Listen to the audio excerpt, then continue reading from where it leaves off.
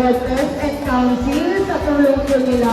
Hindi din po namin ito ma-execute ng mabuti ng event na ito. At lalo-lalo na din sa ating council na nag-prepare para sa inyo para maging masaya yung ating event.